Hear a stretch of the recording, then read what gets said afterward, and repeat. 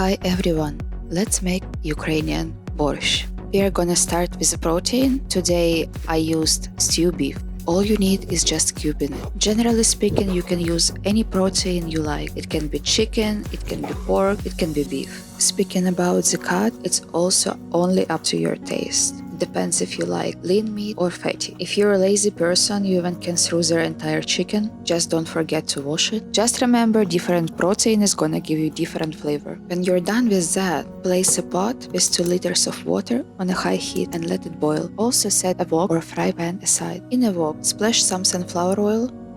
When it's heated up, add their beef. Mix it from time to time so it's cooking evenly. Add salt, black pepper, stir it and let it cook for about 30 minutes on medium heat. Next step is not traditional, it is purely French technique to make a vegetable stock.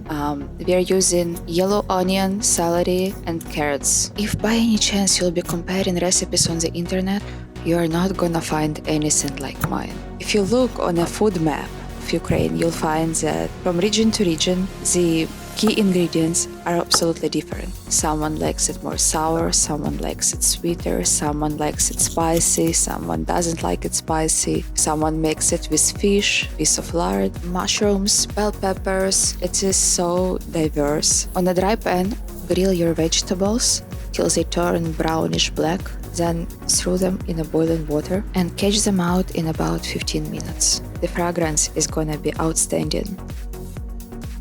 At this point, feel free to transfer your beef. If I was cooking beef on a bone, I would make sure to wash it before transferring into the stock. Skim excess protein. So we try to keep our stock clear and start peeling potatoes. Yeah, it's totally a recipe which requires a lot of peeling and chopping, and you may think that it's not fun.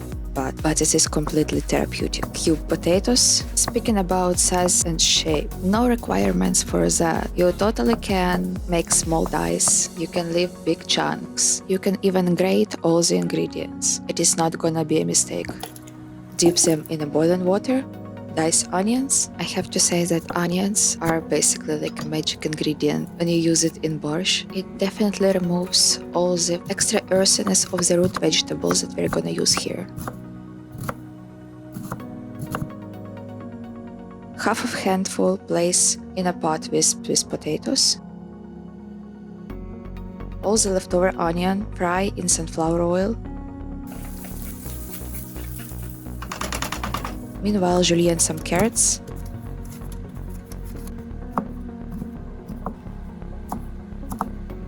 And sauté them together with onions.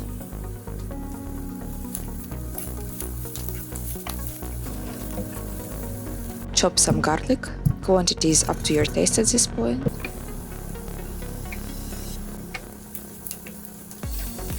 When it turns golden, transfer your fried mix into the soup base. Add some bay leaves. Look at the color. Then let's prepare the beets. Some Ukrainians claim that only sugar beets can make borscht. Bizarre of the situation is that I've actually never seen it. Yes, if you noticed, I prefer to julienne my beets simply because it's root vegetable. The texture is quite tough. So when you julienne it so thinly, it will have enough time to cook through quite easily. Again, you can grate it, it's easier, it's also fine. Pick what's convenient for you. Time for some spices. Add salt, pepper, garlic and onion powder, paprika and coriander. Sauté till beets become soft.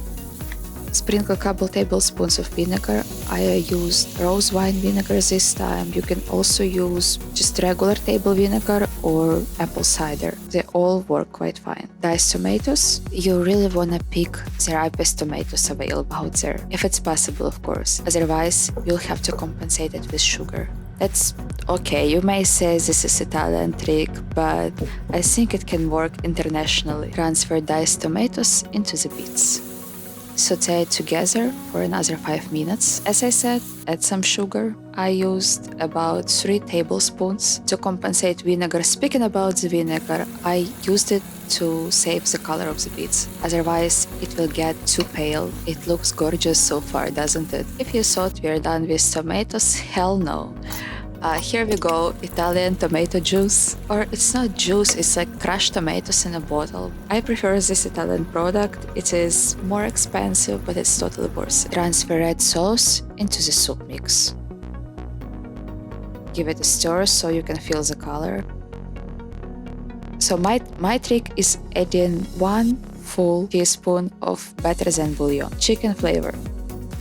Sliced cabbage will add some nice texture to your borsche.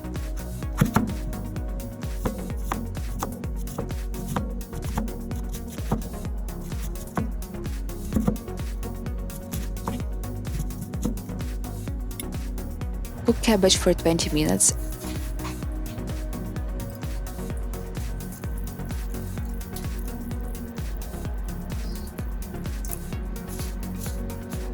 Place the red beans. Immediately after that, to add some spice, I use white pepper. To give it light hint, teaspoon of oregano. Decorate your borsche. I prefer fresh herbs like dill and Italian parsley. I mean, it's not like I use Italian products instead of Ukrainian. We have the same parsley in Ukraine. If you were wondering what borsche is, I'll tell you that it's a comfort food. You can serve it hot or cold with a sour cream and fresh herbs on top. I promise you, it is so good you won't be able to stop. Enjoy.